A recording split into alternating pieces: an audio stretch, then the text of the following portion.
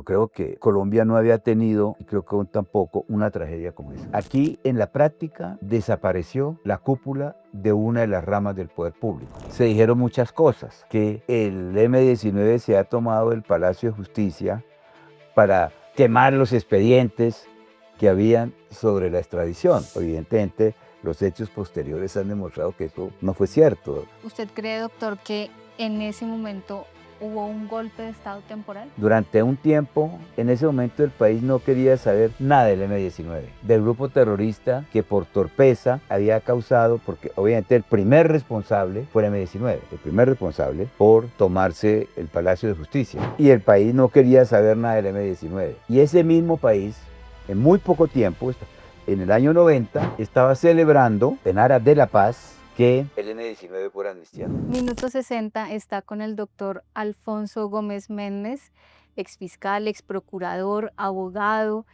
y vamos a hablar de un tema del que, bueno, autor de libros también. Usted ha mencionado en otras entrevistas que el día en que se toman el Palacio de Justicia, noviembre de 1985, usted estaba en su oficina, era abogado privado, estaba con algunas otras personas. ¿Cómo es ese momento? ¿Lo llaman? ¿Lo escuchan por radio?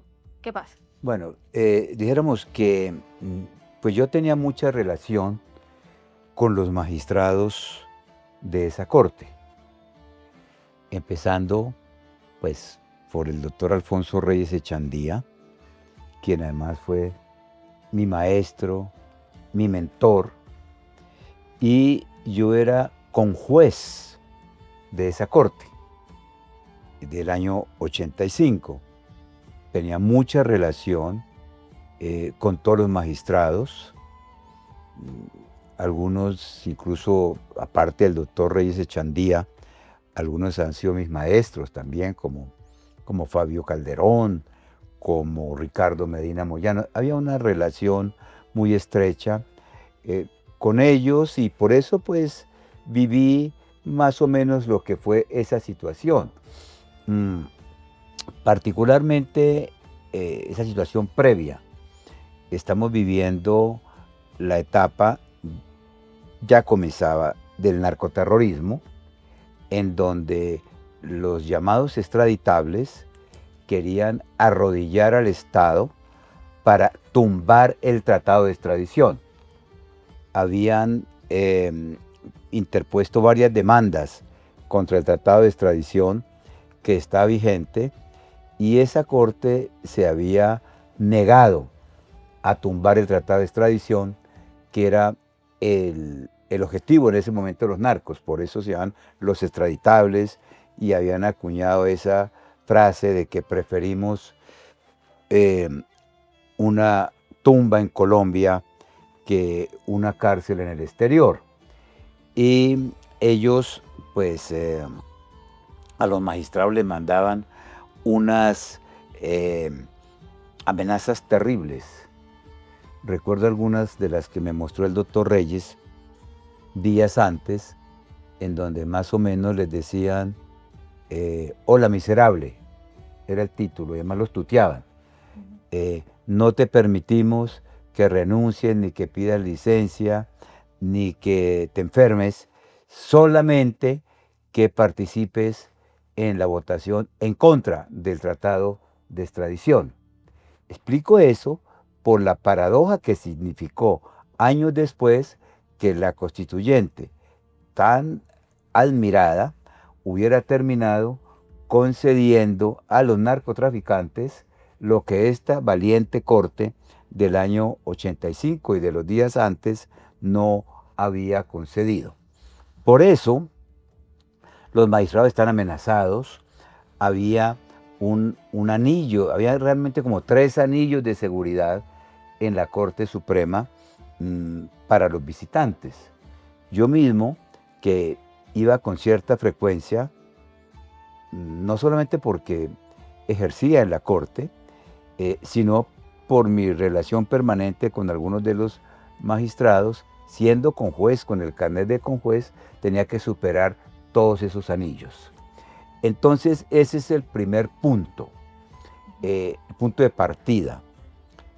¿Quién dio la orden de retirar la vigilancia del Palacio de Justicia.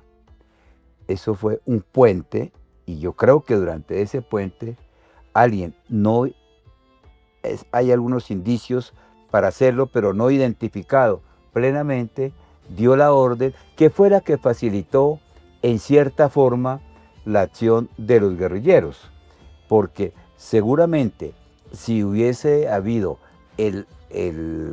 todo ese anillo de seguridad que incluía policía, que incluía fundamentalmente policía, que incluía ejército, pues probablemente los guerrilleros no hubieran podido entrar. Ese es el tema que aún hoy está por resolverse y que lo cuestioné en todas mis intervenciones a propósito de este tema, empezando la primera de ellas, que fue un debate que hice el 6 de noviembre de 1986 como representante de la Cámara, cuando se cumplió el primer año. Y adelantándonos un poco sobre este tema específico, hay otros desde luego, en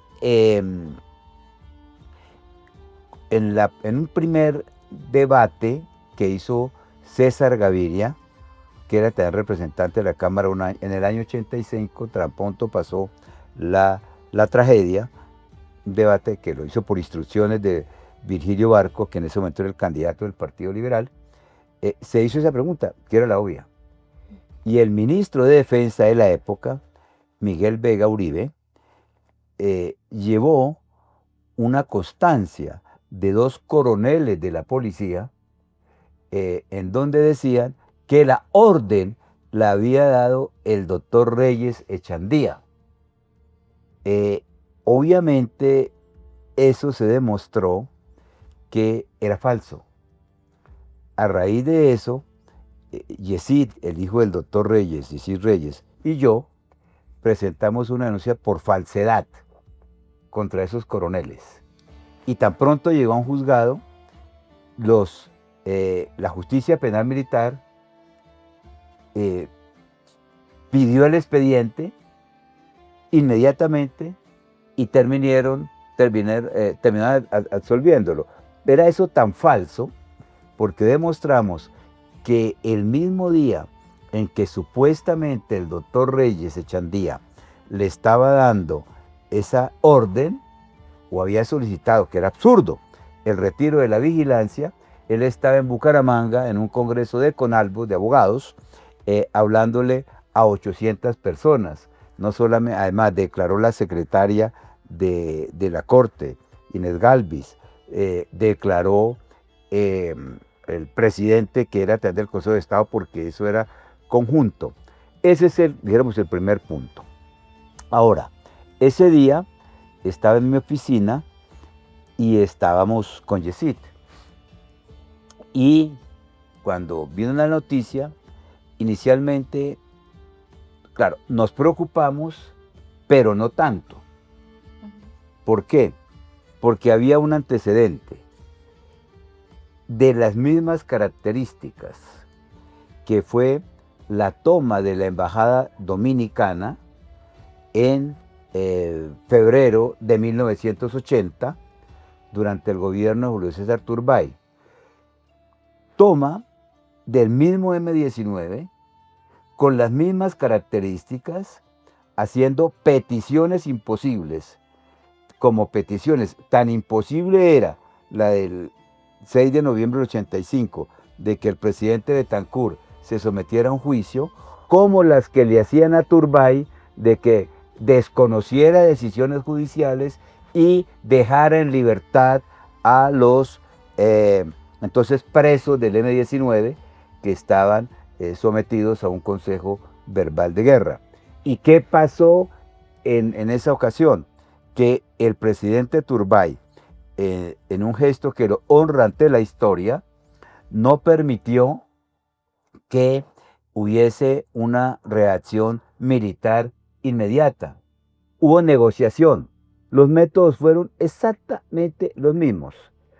Entraron matando, tanto en el año 80, matando a los celadores que estaban ahí, como en el año 85, a los pocos que encontraron ahí, porque no tuvieron resistencia. Y lo que se estableció inmediatamente fue un diálogo. Muchos años después me contaba el presidente Turbay que a él lo llamó Camacho Leiva, creo, y le dijo, vamos a entrar, señor presidente. Y él le dijo, todavía no, mi querido general.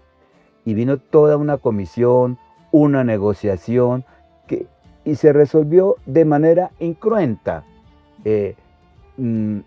Turbay no devolvió ningún preso. Parece que a los guerrilleros se les vio como $1.000.000, pero no por parte del Estado, sino, entiendo que por unos empresarios judíos que dieron el $1.000.000, y ellos salieron escoltados por el ejército y por la policía, hasta el aeropuerto El Dorado, para tomar el avión a Cuba. Y salieron los guerrilleros y los rehenes. ¿Cuál fue la diferencia? Que los rehenes en el año 80 eran los diplomáticos, empezando por el embajador americano, el embajador de los Estados Unidos, el nuncio apostólico, el embajador de México, entre otros, prácticamente todo el cuerpo diplomático, porque eran una recepción diplomática. En cambio, en el año 85, la reacción del Estado fue distinta. No dio un solo espacio para la negociación. ¿Por qué nosotros no nos preocupamos? Porque pensamos, pues nos preocupamos a medias, dijéramos, Yesid y yo, porque creíamos que iba a pasar exactamente lo del año 80.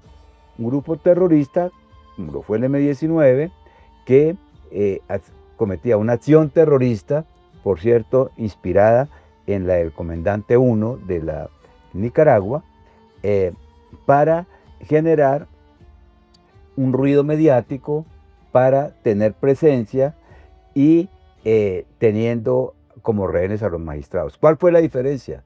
Los rehenes. Ahí no habían políticos, ahí no habían magistrados, y por eso ahí sí el Estado colombiano no negoció. No hubo un solo espacio para negociación. No usó un solo minuto para que hubiese un cese al fuego, como lo pedía el doctor Echandía, y se proceda a negociación, como ha negociado siempre el Estado. Antes y después. Ha sido la única vez en la historia en que el Estado no ha permitido la negociación. Antes, en 1969, estaba secuestrado por delincuentes comunes el ministro Fernando Londoño, no el hijo, sino el papá, Londoño y Londoño, que ha sido ministro. Y él le envió una carta al presidente Lleras Restrepo. Yo todos esos documentos los llevé al debate sobre el Palacio de Justicia, que hice sobre el Palacio de Justicia en el año 86, diciéndole que permitiera que sus familiares negociaran. Una carta muy bien escrita, por cierto, en donde le decía que el fin último del Estado era la vida. Carlos Lleras, ¿qué hace? Lleva esa carta al Consejo de Ministros, y el Consejo de Ministros le da la orden al ejército de que se retire de una zona del departamento de Caldas para que se pueda negociar. Después de la toma del Palacio de Justicia, el mismo M-19 secuestra a Álvaro Gómez en el año 88, con los mismos métodos. Mató al escolta, por cierto, tenía un nombre, Juan de Dios hasta morir. Mató al escolta de Álvaro Gómez, y el M-19, que estaba en Panamá, tenía en buena parte su sede en Panamá. Los políticos piden negociación, para salvar a Álvaro Gómez. Y el Estado negocia. Se van a Panamá. Negocia. Afortunadamente salvaron la vida de Álvaro Gómez en ese momento. Y el M-19 pidió como entre las contraprestaciones que se desencadenara un proceso de reforma constitucional. Y el presidente Barco, quien en su discurso de posesión había dicho, ha sostenido una tesis con la cual yo estaba y estoy aún de acuerdo, que para cambiar el país no es necesario cambiar la Constitución, cambió para cumplir y presentaron un proyecto de reforma constitucional. Un proyecto de reforma constitucional para atender a la exigencia que había hecho el M-19. Un proyecto de reforma constitucional que tuvo 6 debates, que iba a ser aprobado y que tenía exactamente, o por lo menos un 80%, lo que luego después se aprobó en la constituyente. Pero cuando el 30 de noviembre del 89, unos parlamentarios introdujeron un NICO para la extradición, otra vez la extradición, entonces el presidente Barco prefirió. Los parlamentarios no le hicieron caso ni a él, ni a Turbay, ni a Misael Pastrana y siguieron adelante con eso. Y Barco prefirió tumbar el proyecto antes que cederle a los narcos a la extradición. Por eso es la gran cruel ironía de que después en la constituyente se terminaran ahí sí prohibiendo la extradición, que era lo que preveía Pablo Escobar y los extraditables. Entonces, agregando además que Colombia no ha hecho más que negociar todas las leyes de amnistía e indulto, porque ahí lo que se dijo en el Palacio de Justicia es que el Estado no puede negociar con terroristas. ¿Qué es lo que ha hecho el Estado? Negociar con terroristas. Todas las leyes de amnistía, incluidos los procesos de paz de las FARC. ¿Cuántos actos de terrorismo no cometieron la FARC? Y esos actos de terrorismo estuvieron amnistiados en una primera parte, en el primer proceso de paz de Betancourt, en el año 84, en los acuerdos de la Uribe. Y también en los acuerdos con Juan Manuel Santos. El propio M-19, que había cometido, entre otros actos terroristas, sin mencionar el crimen de José Raquel Mercado y otros, del Palacio de Justicia, y se negoció con los terroristas del M-19. Luego, el tema central es preguntarse por qué el Estado, primero, desprotegió a los magistrados, y segundo, por qué no hizo nada para salvarles la vida con el argumento de que no se negociaba con terroristas, cuando antes y después no ha hecho otra cosa que negociar con terroristas, como lo estamos viendo ahora otra vez. Incluso cuando ya no hay ni siquiera guerrilleros, con objetivos políticos. En esa época era un terrorismo con objetivos políticos, de una u otra forma. Ahora incluso se está negociando con narcotraficantes, con autores de crímenes de lesa humanidad. Entonces, ese es el gran tema que algún día tendrán que explicarle a este país quienes por acción o por omisión facilitaron esa terrible tragedia del Palacio de Justicia, de cuyos efectos, por lo menos, el Poder Judicial y yo diría que el país todavía no se ha recuperado. Usted recibe la noticia, está en su despacho con Yesid, ¿qué hace, a quién llama? Y cuando le dicen esto es grave y usted se empieza a preocupar, ¿quiénes eran los personajes a los que usted acudía en ese momento? Bueno, pues yo comencé a hacer llamadas, empezando al presidente Betancourt, con quien no era muy cercano, pero había tenido alguna relación, porque habíamos pertenecido los dos a la junta del Museo Gaitán, con Gloria Gaitán. Naturalmente no pasó al teléfono, pero las demás personas eran con Jaime Castro, que era el ministro de gobierno y quien había sido además mi profesor, a quien yo siempre le tuve y le sigo teniendo respeto, eh, mm, pero tampoco me pasó al teléfono. Además, Jaime Castro, mm, pues había tenido como viceministro al doctor Reyes Echandía, ellos han trabajado juntos. Yo incluso había convencido al doctor Reyes de que le aceptara el viceministerio a Jaime Castro. Ellos escribieron un texto que se llama Propuestas de Reforma Judicial, pero tampoco me pasó al teléfono. También, desde luego, al general Maza Márquez, con quien también tenía esa relación, que era, entre comillas, amigo del doctor Reyes Echandía, porque el doctor Reyes era profesor en la escuela de policía. Era profesor de muchos años en la escuela de policía. Tampoco me pasó al teléfono.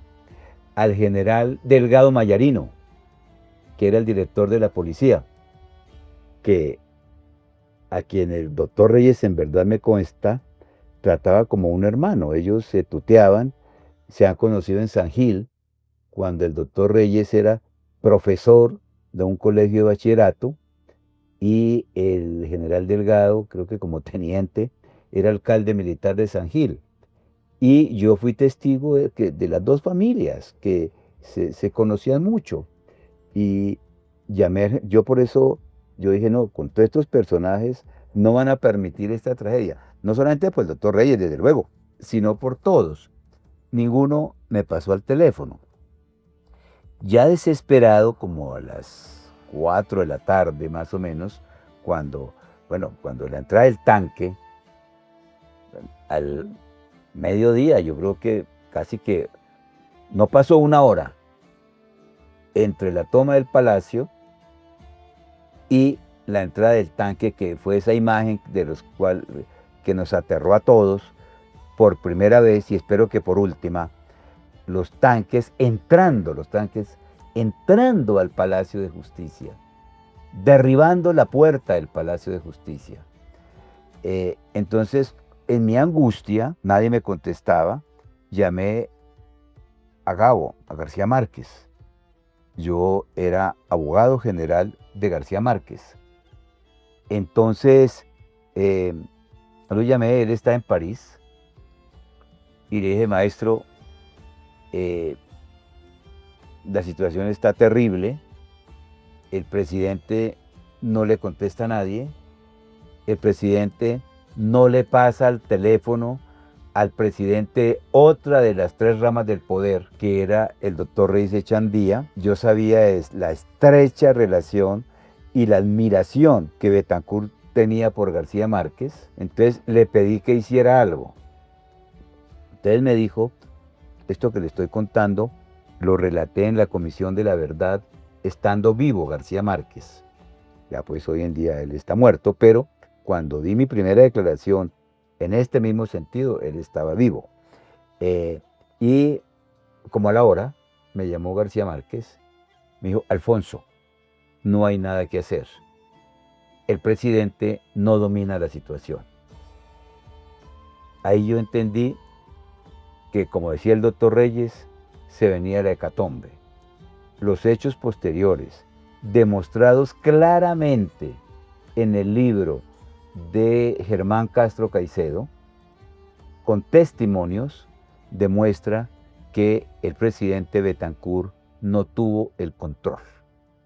Y que, como dije en el debate en la Cámara, en 6 de noviembre del 86, en esas 28 horas, las iniciales BB de Belisario Betancourt se han convertido en las de Belisario Bordaberry, haciendo mención a un presidente de Uruguay que era alguien civil, pero a quien mandaban los militares. Mi tesis entonces, y que sigue siendo válida y que lo he escrito en varias partes, es que ahí hizo crisis el manejo del orden público por parte del poder civil. ¿Usted cree, doctor, que en ese momento hubo un golpe de Estado temporal? Lo he escrito en mi libro La democracia bloqueada, hay, creo que hay un par de columnas sobre eso, y creo que los hechos posteriores lo han demostrado. Mm, la, mm, el presidente, pues el hecho de que un presidente no le pueda pasar, porque yo tengo que decir claramente, eh, Belisario Betancur fue un humanista, un poeta, un hombre bien intencionado. Nadie hubiera pensado que una persona de esas condiciones no hiciera nada por salvar la vida de los magistrados. Es decir, que lo que demostraron los hechos es que él no tuvo el control, total de la situación. Es más, si bien es cierto que esa noche del 7 de noviembre, él salió a decir que él asumía toda la responsabilidad, ya cuando lo llaman a declarar, primero en el tribunal que él mismo creó para la investigación de estos hechos, y luego ante los jueces, él dice, él matiza, dice, yo di la orden de la recuperación del palacio, pero respetando la vida de los rehenes. Y agrega, ahí debe estar esa declaración, pero las modalidades, el cómo, el cuándo, era responsabilidad de quienes dirigieron el operativo militar. Eso está en las declaraciones que dio después el presidente Betancur. Yo insisto mucho en el libro de Germán Castro Caicedo, porque ahí está contado, él recibió testimonios incluso de la secretaria de Betancur ese día, en donde ella cuenta que al presidente lo tuvieron aislado. Yo creo que ahí hubo, pues no un cuartelazo clásico, no, pero el presidente perdió el control. El presidente en esas 28 horas dejó de ser el comandante en jefe de las fuerzas militares y de policía. Vámonos a la hora 29. Ya pasó todo lo que todos conocemos sobre el palacio. Al otro día, o esas horas después, esas semanas después, ¿cómo era el país en el que vivíamos? ¿Cómo fue, en especial pues para usted que tuvo que enterrar a sus amigos o hacerles honras fúnebres sin un cuerpo en algunos casos? ¿Cómo fue lo que se vivió el resto del mes?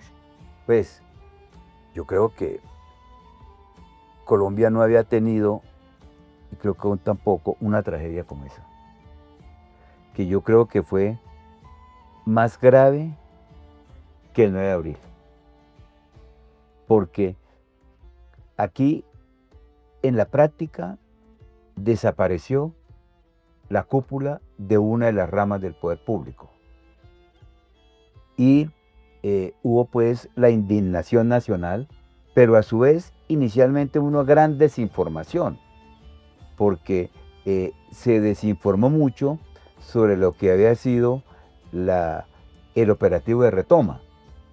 Se dijeron muchas cosas, que el M-19 se ha tomado el Palacio de Justicia para quemar los expedientes que habían sobre la extradición. Evidentemente, los hechos posteriores han demostrado que eso no fue cierto. Los expedientes sobre extradición estaban en la Cancillería, en el Ministerio de Justicia. No era necesario semejante operación para quemar unos expedientes cuando les hubiera quedado más fácil robárselos. Que el incendio lo había causado el ejército. Yo demostré en un debate que muchos años después, en el año 90, me hicieron a mí en el Senado, protestando por la decisión que ha tomado la Procuraduría destituyendo a Arias Cabrales y a Sánchez Rubiano por las torpezas que se han cometido en la operación, en la llamada operación de rescate. Ahí demostró en ese debate que está y también en los archivos del Senado, es del 13 de noviembre de 1990. Demostramos con Jaime Córdoba, que era el procurador delegado para los derechos humanos, cómo el incendio no se había podido causar desde dentro, y además con una consideración que es de lógica elemental. Nadie se mete a una casa, por ejemplo, a robar y después de estar allí, para matar a las víctimas, incendia el lugar donde él está, porque él también cae en el incendio. Todas las investigaciones posteriores de la Comisión de la Verdad, incluso del Tribunal Especial creado por el propio Betancourt, demostraron que el incendio se causó desde fuera. A ver, ¿cuál es mi reflexión sobre eso? A propósito de esta pregunta. Sí, hubo la indignación. Hubo la indignación del país por un duelo nacional, pero como Colombia es un país ciclotímico, durante un tiempo, en ese momento el país no quería saber nada del M-19, del grupo terrorista que por torpeza había causado, porque obviamente el primer responsable fue el M-19, el primer responsable por tomarse el Palacio de Justicia. Y el país no quería saber nada del M-19. Y ese mismo país, en muy poco tiempo, en el año 90, estaba celebrando en aras de la paz que el M-19 fuera amnistiado. Y el M-19 fue amnistiado, no una, 2 veces, por la toma del palacio, en muy poco tiempo. Probablemente si esto hubiera ocurrido en Europa no había sido así, que es parte de la tragedia permanente de esta nación, en donde estamos olvidando, vamos de amnistía, de amnistía en amnistía, de indulto en indulto, hasta la impunidad total. Y tenemos una gran capacidad de olvido. Y entonces pasamos de la indignación a la pasividad. Eso pasó en este caso. Es más, al M-19, aparte de una, le concedieron 2 leyes de amnistía por eso. Porque en un momento determinado, cuando hubo la primera ley de amnistía, que incluía, obviamente, el acto terrorista del Palacio de Justicia a favor del M-19, de los dirigentes del M-19 que han participado en eso, una juez de orden público de esa época dictó una providencia desconociendo la amnistía con el argumento jurídicamente válido de que la Constitución de entonces, la del 86, decía que no podía haber leyes de amnistía o indulto por actos de ferocidad, barbarie o terrorismo. Es que aquí hemos ido cediendo la cerca, o como se dijo en algún momento, cediendo la línea ética. Aquí hemos ido cediendo la cerca. Entonces, esa juez jurídicamente tenía razón.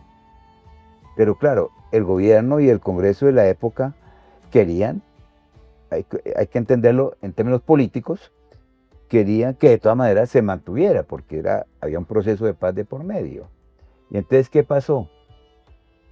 El gobierno en medio de ese debate en el Congreso, Álvaro Uribe, que era senador, presentó una proposición diciendo que se aclarara que la amnistía también comprendía el acto terrorista. Es decir, Álvaro Uribe en ese sentido, pues, le ayudó al M-19 para que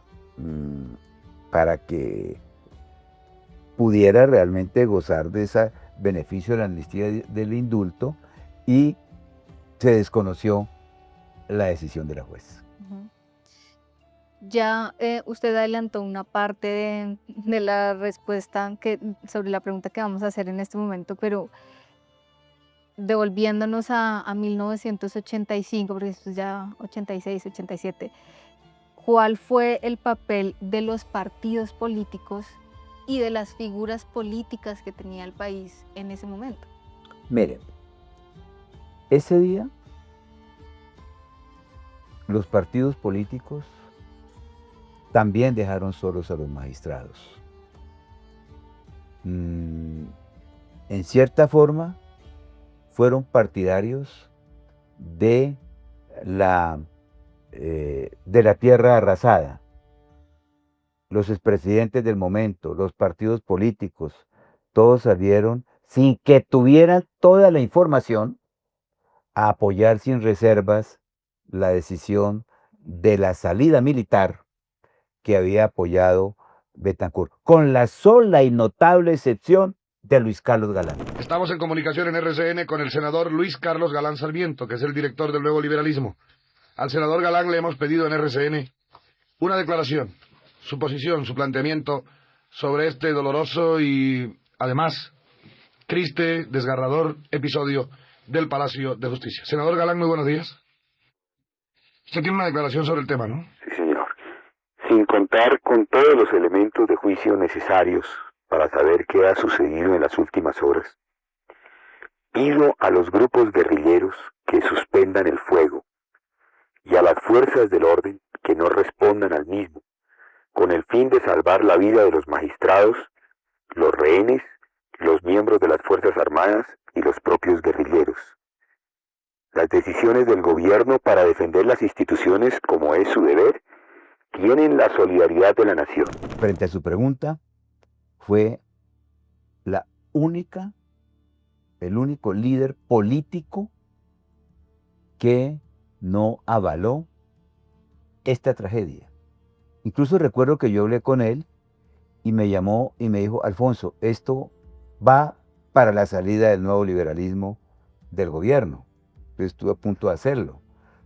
Tiempo después, Enrique Parejo González, el ministro de Justicia, que era su representante, dio declaraciones en donde dijo que él no había estado de acuerdo con esto, está en las actas del Consejo de Ministros, que se había desconocido una orden del presidente, interna me imagino, sobre el respeto de la vida de los rehenes. Y no solamente en ese momento, después. Quiero decirle que cuando yo fui a hacer ese debate, ya como representante de la Cámara, no me lo querían dejar hacer. Recuerdo que el ministro de Gobierno, que era Fernando Cepeda, del Partido Liberal, estuvo con la tesis, porque yo hice ese debate al cumplirse un año de la tragedia, de que como homenaje a los magistrados muertos, que entonces no hiciéramos ese debate. Y ahí también dentro del gobierno una fisura en lo positivo, que fuera el ministro de Justicia, entonces ya está muerto también, Eduardo Suescún Monroy, que él facilitó que se hiciera el debate. Pero, perdóneme lo que voy a decir, pero me tocó emplearme a fondo para que para que finalmente me permitieran hacer ese debate. Hicieron después, ya por lo que dijimos, por la forma como se llevó, entonces ya se incorporó incluso la Radio Nacional y se transmitió en directo, las emisoras luego se pegaron sobre lo que fue ese debate. Ahí está mi discurso en la Cámara de Representantes, en esa sesión del 6 de noviembre. Pero, y por cierto,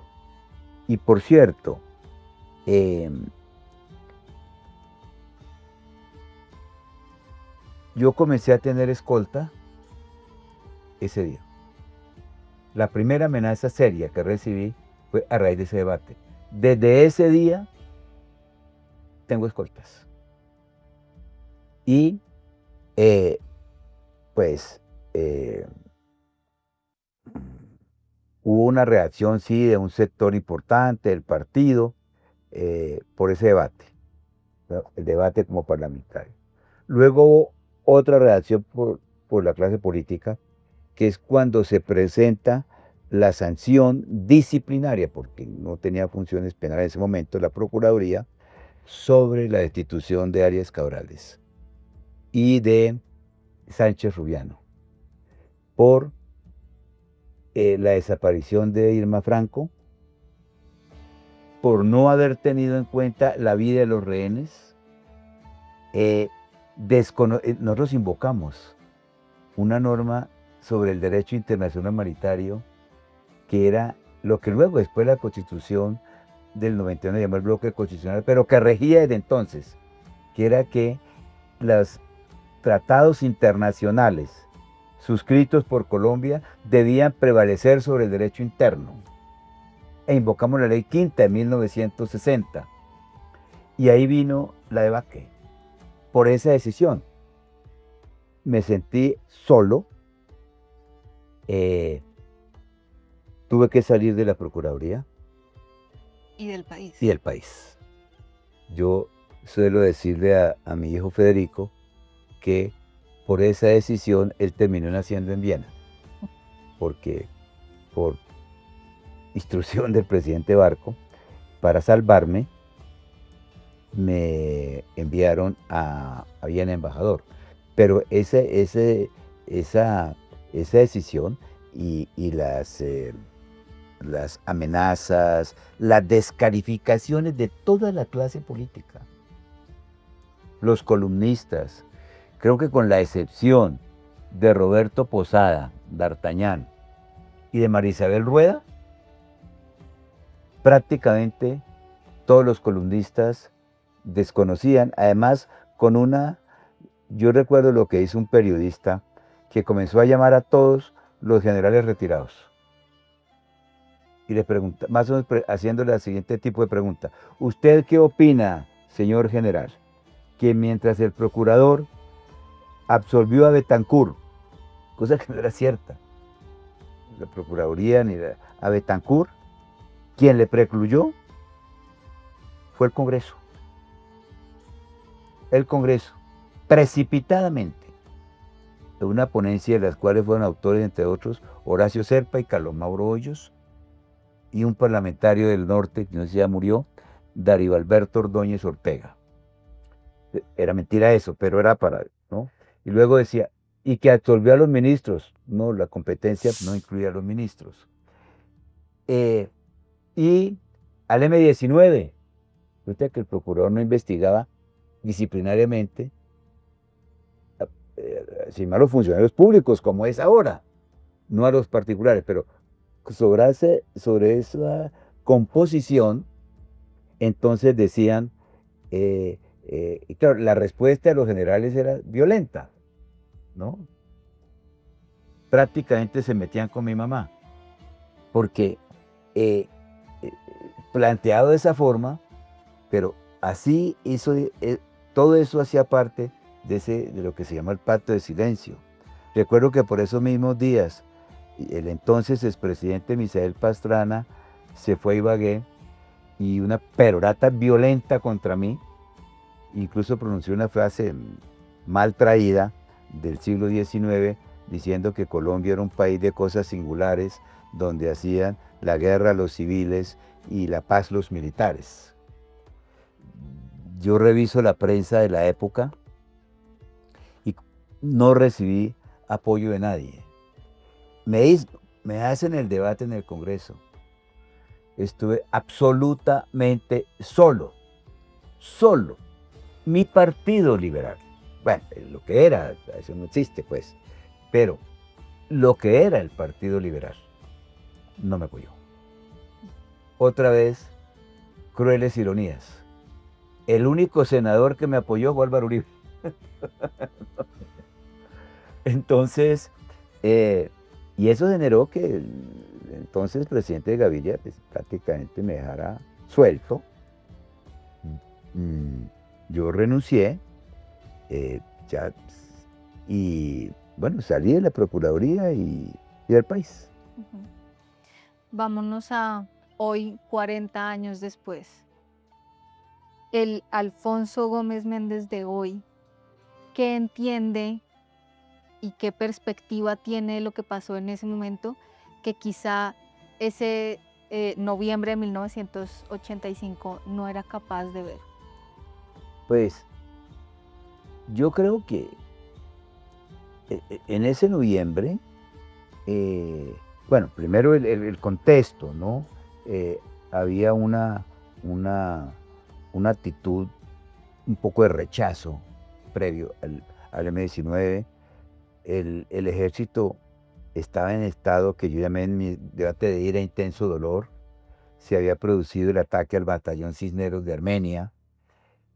Había habido un atentado al general Zamudio, y el ambiente era como, pues, se ha producido el proceso de paz de Betancur. El ejército no había estado de acuerdo con ese proceso, lo había soslayadamente atacado, porque Betancur cometió el error político de no incorporarlos al proceso, cosa que se hizo después, por ejemplo, Juan Manuel Santos en el proceso con las FARC. Y yo creo que el país no quiso ver la magnitud de la tragedia, no quiso ver lo que había ocurrido, no quiso ver que a mí, por ejemplo, me decían, ¿cómo va usted a atacar al ejército? Yo no estaba atacando al ejército. Yo sostuve la tesis de que pues el apoyo hay que darle al ejército dentro de la legitimidad. Y hubo una especie que yo he llamado en varios escritos como pacto de silencio. Yo lo que hice, y por eso corrí tanto riesgo, fue romper ese pacto de silencio. Porque cuando yo tomé esa decisión, pues la Procuraduría, realmente la tomaba una Procuraduría delegada, ¿qué había pasado? Los hechos fueron en el año 85. Eso estuvo en manos de varios procuradores. Carlos Jiménez Gómez, Carlos Mauro Hoyos, Horacio Serpa. Y la verdad, el proceso no había avanzado. Cuando yo llego, yo me reúno con el equipo y lo que les digo es, mire, faltan 6 meses para la prescripción. Les digo, mire, tomen la decisión que sea. Lo único que no puede pasar es que este proceso histórico termine por prescripción. Y eso como que rompió esa especie de pacto de silencio. Y por eso, cada vez que se tocaba ese tema, como que había una tendencia al silencio. Yo lo viví como representante de la Cámara, viví como procurador, pues qué más que tuve que irme de la Procuraduría, por eso. Con esta respuesta creo que intuimos la que va a ser la última pregunta, pero igual, ¿usted cree que después de todo este tiempo y todos los procesos que ha atravesado el país, ya se reparó a las víctimas como se lo merecen? No, yo creo que el país, es decir, el pacto de silencio, en cierta forma, sigue vigente. Aquí hay muchos, parece que ya muchos de los protagonistas están muertos. Quedan muy pocos vivos. Pero muchos de los protagonistas no han dicho la verdad, empezando por el M-19. El M-19 no le ha explicado al país por qué tomó esa decisión, quién tomó esa decisión, que fue evidentemente equivocada. En el informe de la Comisión de la Verdad de la Corte Suprema está contado cómo inicialmente el M-19 se iba a tomar el Palacio de Justicia el 17 de octubre del 85, porque acuérdense que el M-19 era fundamentalmente un movimiento mediático. El M-19 y sigue siéndolo. Entonces, ¿por qué ese día? Porque ese día venía el presidente muy popular de Francia, François Mitterrand. Y eso salió en los periódicos. El diario El Siglo, descubierto plan del M-19. Y cómo entender que a pesar de todo eso, lo que dice el informe de la Comisión de la Verdad es que el M-19 inicialmente toma la decisión de desbaratar y que ese alguien todavía no se ha establecido plenamente, que los tenía infiltrados, los convenció de seguir adelante en la operación. Y esa parte de la verdad falta. De la parte del lado del ejército también falta. Hay muchas personas, ya no muchas, porque como digo, la mayoría se han muerto, que tienen que explicarle al país todas estas preguntas sobre la vigilancia. Esa pregunta no está resuelta. ¿Quién dio la orden? No está resuelta. ¿Por qué no hubo espacio de diálogo como siempre? No hemos hecho otra que dialogar. Hoy estamos dialogando hasta con los apartamenteros. Entonces, ¿por qué no se hizo? ¿Cuál fue la causa? ¿Cuál fue la razón? ¿Por qué se dialogó en la embajada dominicana? ¿Y por qué se dialogó después cuando el secuestro de Álvaro Gómez y no se dialogó acá? ¿Por qué? Bueno, son hechos más conocidos, todo el tema de los desaparecidos, ¿por qué se borraron las huellas? ¿Por qué se lavaron los cadáveres? ¿Por qué no se permitió la llegada de la Cruz Roja en grabaciones que están por ahí? Hay muchas preguntas que no se han resuelto y que ojalá se puedan resolver antes de que algunos de los protagonistas se vayan. Tengo una última. Si tuviéramos un teléfono mágico y por ese teléfono lo llamara su amigo Alfonso Reyes Echandía, ¿cómo sería esa conversación? ¿Usted qué le diría? Que su sacrificio fue inútil. Es más, yo pienso a veces en esos momentos finales de él. Él que fue un hombre de leyes. Él que fue un hombre, hay una frase de él casi premonitoria en un homenaje que le hicieron a Ibagué en marzo del 85, cuando lo nombraron presidente de la Corte Suprema, que más o menos dice que un Estado de Derecho, todo el aparato militar, todo el aparato de fuerza del Estado, tiene que estar a disposición del más humilde de los jueces. Y pensar que ese Estado lo dejó solo, que ese Estado lo dejó que lo mataran. Bueno, que se desconocen cómo fue en el cruce de disparos y que está demostrado que fueron proyectiles del ejército, no que lo quisieran matar, pero que en el cruce. Yo pensaría que su sacrificio fue inútil. Y todavía yo me hago esta reflexión. Vale la pena exponer la vida por un país tan olvidadizo. Pues doctor, muchísimas gracias por acompañarnos acá en Minuto 60. Muchas gracias. Yo soy Angélica María Gómez, Minuto 60, un infinito de información.